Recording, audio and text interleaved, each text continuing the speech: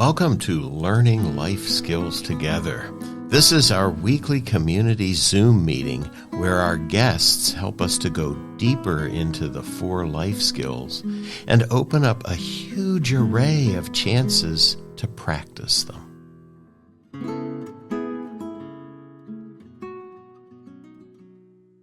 Hello, everyone.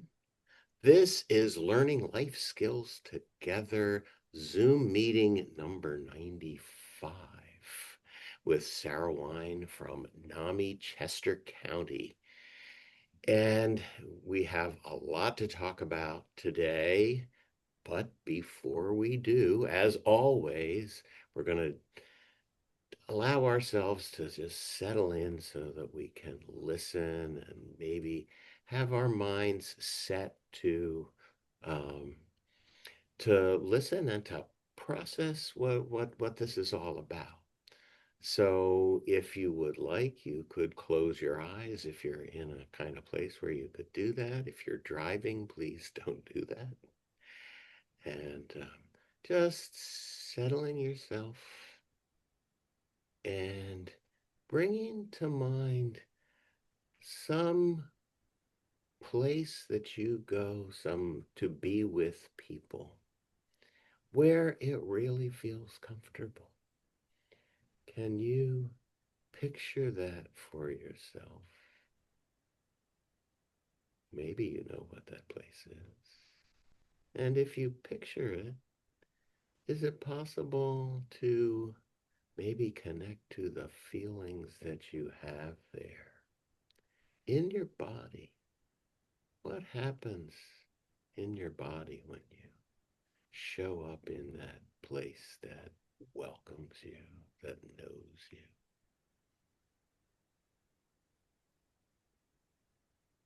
What happens in your mind?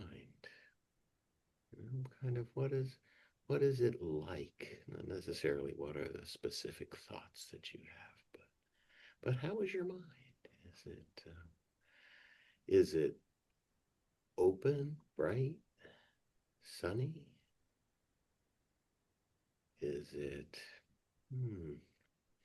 slowed down? Does it speed up? Just see what comes to you. And then, is there an emotion that you have when you get into that situation? Maybe you could even say the name of that emotion to yourself.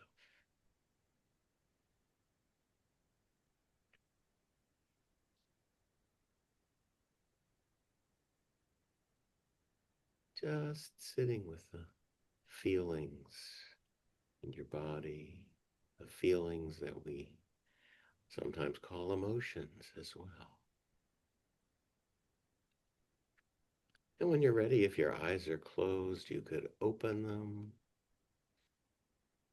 And here we are. We've been here the whole time. And so since this is recorded, and I can't ask our audience how this was for them, I'm going to ask Sara. So Sara, how was it to imagine this? It was surprisingly easy.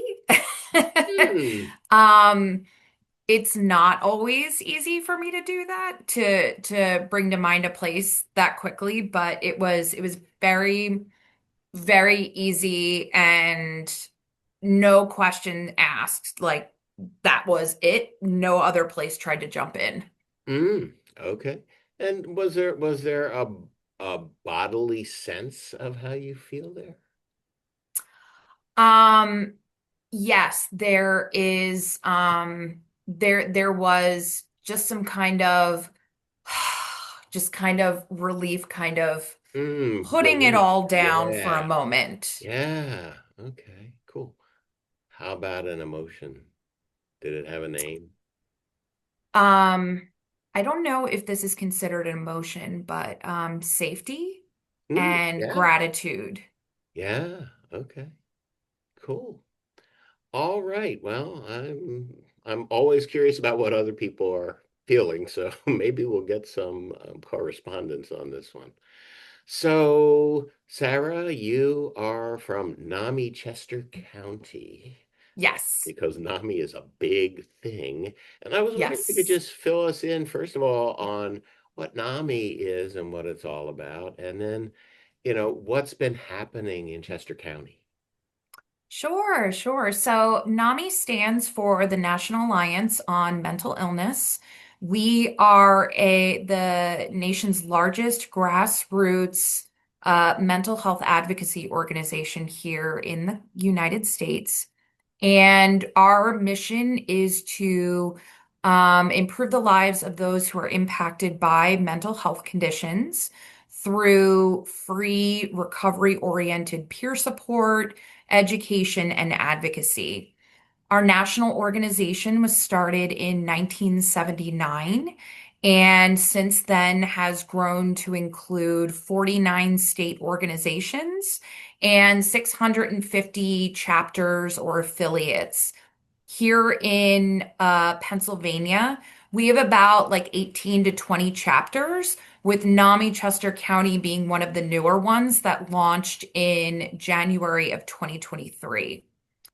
And when I talk about folks about what makes NAMI so special is that NAMI is not, we don't provide clinical services like psychiatry, therapy, and we're not meant to take the place of those types of services. Those services are really important. We're more to provide we're more to be a complementary service or maybe even a bridge into those services. What our services are they are known as peer support, which means that every single program or support group that we offer is going to be co-led by volunteers who've been trained, who have lived experience with a mental health condition, and they are in recovery themselves, led by a family member or loved one of someone who has supported a person who struggles with their mental health on their journey, or by someone like myself who shares both of those experiences. And we find that that is really powerful because one of the reasons why NAMI started um, it was started by parents, mothers who found that their loved ones were not only struggling to get resources to manage their mental health condition, but also being met with a lot of stigma, a lot of no, can't, I'm going to cross to the other side of the street. And so knowing that if you come to a NAMI support group or a NAMI program, that every single person in that room has been on a similar journey or is on that journey is really powerful for breaking down some of that stigma and inspiring a lot of hope, both for folks who struggle with their mental health symptoms as well as for family members and loved ones who are there to support them. Hmm. Okay, terrific. And so all of that fits so well, surprise, with Hmm. with what we've been talking about in learning life skills together, which is sort of our last module, which is focused on one, effectively communicating what's going on with you. And as we keep saying in the program itself, can you say what you need? Do you can you get in touch with what you need, and can you communicate to that someone as being kind of a really central skill for our kids to have, and Hmm. really for anyone, but Absolutely. really for kids, and really for teens, because I kind of want to focus on that group in talking with you, because they're the ones who are really starting to get into the world and have to do these things partially on their own. Hmm. Maybe they do want to tap their parents for some things, but then maybe they don't. And and so how do we get in touch with ourselves? How do we start to understand ourselves? Particularly around the stresses and strains that are so great in that age group, among Mm-hmm. our tweens and teens, really, so I'm really anxious. I feel like I have depression. I got these things going on, you know how can I talk about these things? And I'm wondering, sort of from the NAMI perspective, what are the kinds of things that would help those kids, if there is something? Yeah, that's a great question. So I think back to every other year, Pennsylvania offers a Pennsylvania Youth Survey, and to assess students in, I believe it's sixth, eighth, 10th, and 12th grade in the Yeah. fall, really assess where are they with their mental health, substance use, fitting in all of these, some social determinants of health like food security and housing. And the last time we had the survey results, so a survey was just done in or I'm sorry, fall 2025. We don't quite have the results yet, but the 2023 results showed that one of the things that both parents and youth continually shared about their mental health is that one of the biggest barriers for getting help was that the stigma. And so with NAMI, we talk a lot about stigma and about how important it is to have these conversations around, when you're struggling, what does that look like? Because if I'm worried that if I say something, everybody's going to look at me like there's something wrong with me, or like I'm Hmm. contagious, or like they have to currently like hover or helicopter over me, I might not be as open to talking about that. And so I also think, in addition to being the executive director, I have a 20-year-old stepson. I already shared that, I have both experiences of having a mental health condition and as a family member. And from a youngish age, in an age appropriate way, my husband and I have had very open and honest conversations with our son around mental health, around times when we've struggled, around what has helped. And we never looked at that as a one-time conversation. It's more of an Mm. ongoing conversation. And again, you can do this in an age appropriate way, but we both have family histories ourselves, and so we wanted to make sure, because I can say it wasn't always talked about when I was growing up. In fact, it Yeah. rarely was. Yeah. We wanted to normalize those conversations and to be checking in regularly, not just a one and done check the box conversation Right. until, so I think starting to, not just mental health, but about therapy and other Mm. practices that kind of Yeah. help us in tapping into our emotions. Yeah, so not you have to go it on your own. That's not the Mm-hmm. idea here. It's that there's all kinds of things that we can do. There's all kinds of ways that you can get help that you need. And Mm-hmm. that doesn't, again, that doesn't mean you're broken. That Yeah. that means you're a human being. Yes. To me, it's like, yeah, we all struggle sometimes, and yeah, Mm-hmm. we need help, just like we Yes. need help. But somebody please hold this door. I'm trying to get Mm-hmm. through. Yeah, yeah. So I think that's a really wonderful thing for parents to be thinking about, because you're saying you started that early-ish. Yes. Yeah. Yes. So did you choose a particular time, age? Do you have a sense of that when you start to talk about that, or is it just like should be the natural flow of our conversations in the house anyway?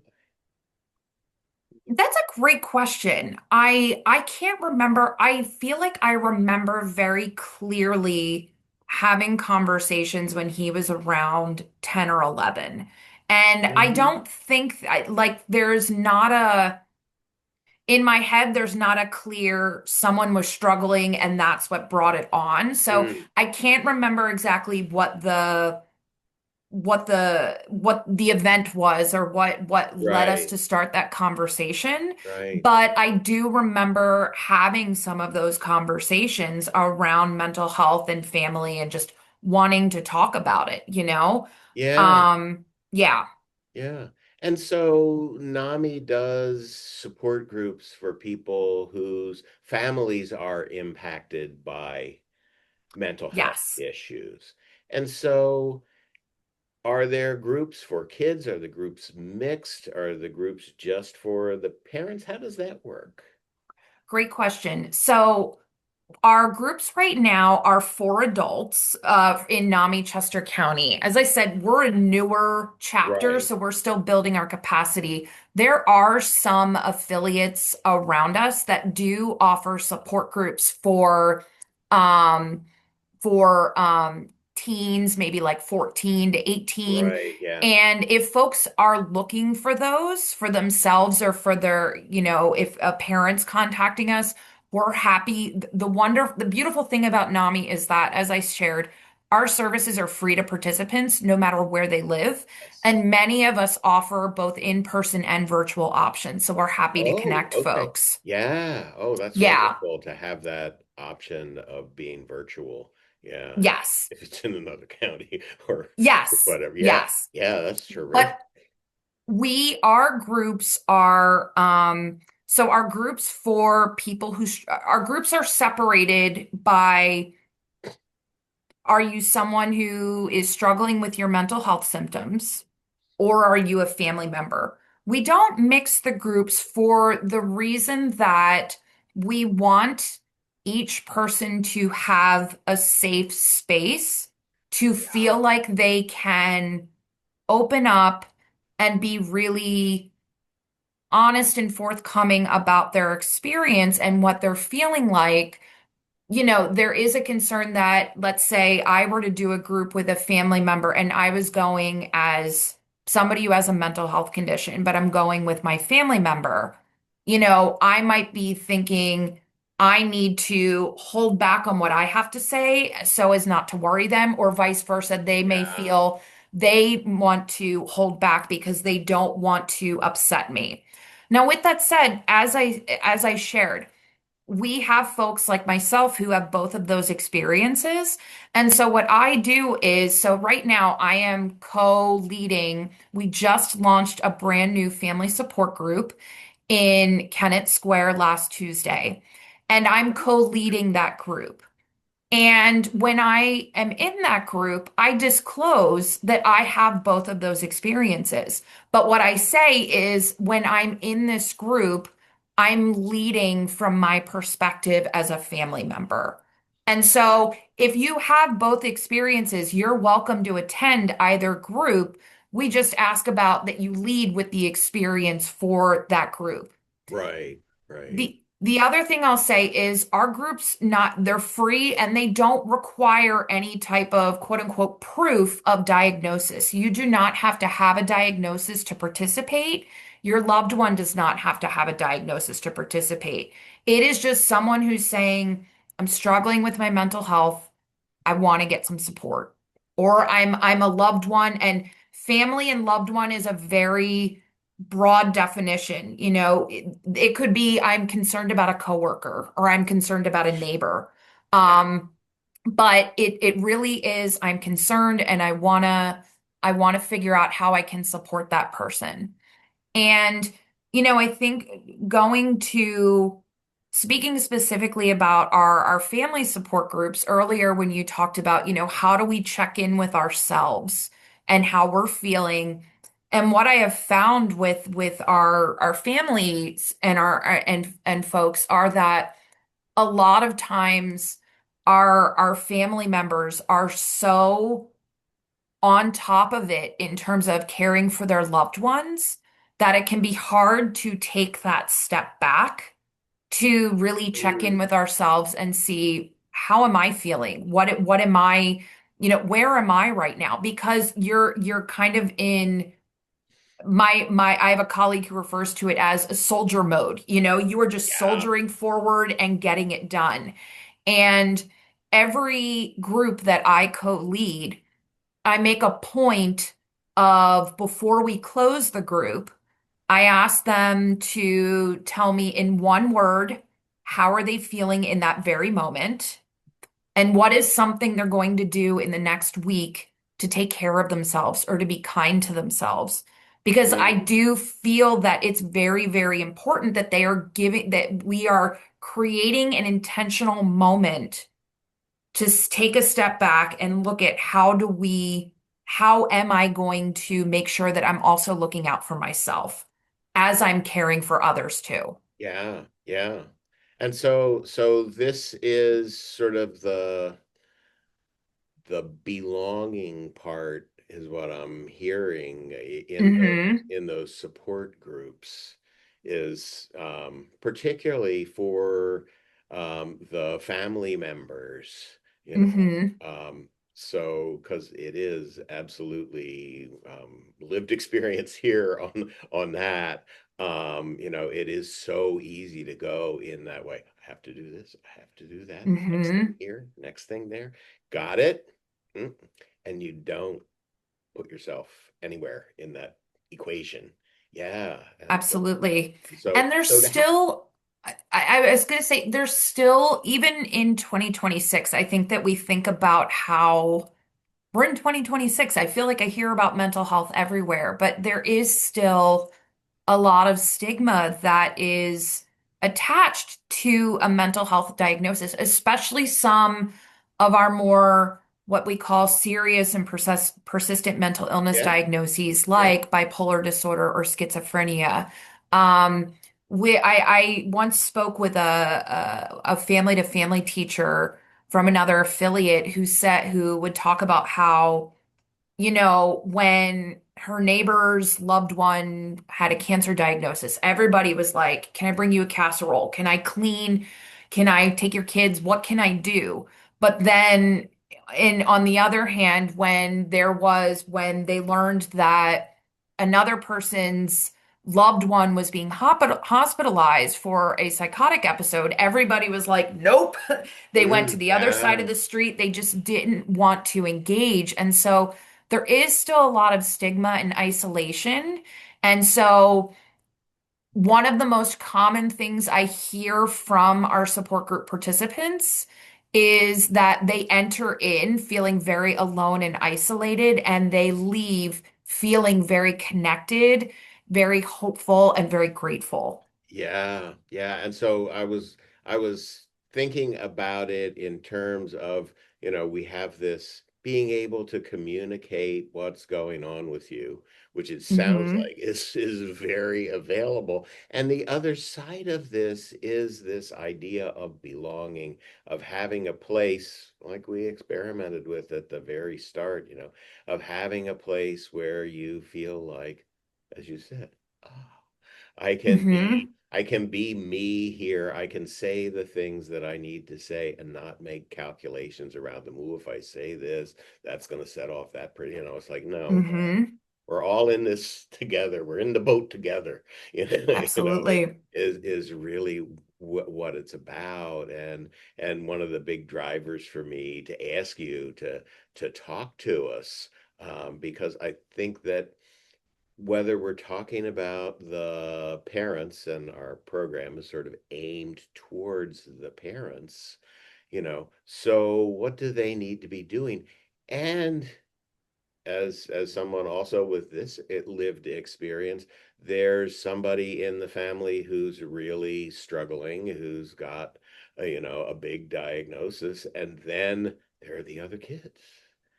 And Hmm. how does that work? And how do they get to say the things that they need to say, and Hmm. understand things from the best viewpoint? And that's an awful lot to throw on just the parents. So, Yes. particularly as the kids get older and get more social and all that kind of thing. So, NAMI seems, to be like this tremendous um, resource and a tremendous opportunity for having those experiences of belonging, which, Hmm. sort of as a public health person, I want to emphasize how much that impacts your own mental health and physical Hmm. health as well. You don't want to be around in you don't want to be living in soldier mode all the time. No. That's a sure way to burn out. So, and then you're not helping anybody. So yeah, I think that's really, kind of a fabulous resource that you guys are. And to know that even if right now you guys don't have a particular type of group or serving a particular demographic, particular age or whatever relation, that it's still there within NAMI and within Hmm. reach and within Yes. reach, I think is really, really great. Um, so here it comes to me that I should ask you our question to that sort of wraps things up, because I think we've sort of made some really great points. I would like, if you could, for you to send us any material that you would like to post along with this so that people can get in touch, people can go to your website, can do all that stuff, Absolutely. find what they need, by themselves, and and the other side of this is I would like to tap into Sara Wein and say, okay, you've been doing this and thinking about this for a very long time. Do you have a word of wisdom or a watchword for us? I'm gonna go to a word that I was really a little obsessed with last year, and I still am. Or rather, I should say a phrase. And it is a phrase that is known as a thick community. And Mm. I cannot find the writer's name, the writer who talked about this. Um, but I know that I heard about it on a podcast with another writer I really like. But thick community is it is a community that has roots. It is where we are embedded with each other and with supporting each other, with caring for each other. Um, and so last year I was really kind of obsessed with thinking about what does a thick community look like? What does it look Mm. like for me? What does it look like for NAMI Chester County, PA?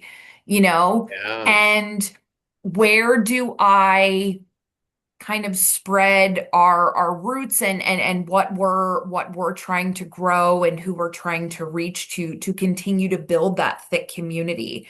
And I do think that in our support groups in particular, and I'll say in our other programs as well, but we are building a thick community where if someone doesn't show up for a little bit, we've got people reaching out like, "Hey, could you do a check on this person? We haven't seen him in a little bit. We want to make sure they're okay." Um, we hear That, from participants in our yeah. programs from 1 to 2 years ago who come back and they're like, "I need some help. Can you help me with this?" Um, and this is kind of a regular thing. So this is a group that our groups, this is a community that looks out for each other, um, and really wants to know that they are valued and that they belong and that they are, rooted in all of us and their journey is something that we are here to support in whatever way we can. And so it's something that I thought about a lot last year. I kind of like, I still am now. And it's really a guiding star for how what I want NAMI Chester County, PA to become for our community here. That is wonderful. And that is our definition of belonging, is to be with people who will call you up if you weren't there. Yes, yes, That's so human. So as you say, thick. Yeah. yes, Yeah. yes. Yeah, absolutely. Well, thank you so much, Sarah. I really appreciate this. Thank And I you. hope that the folks will too. Um, so we will maybe talk again.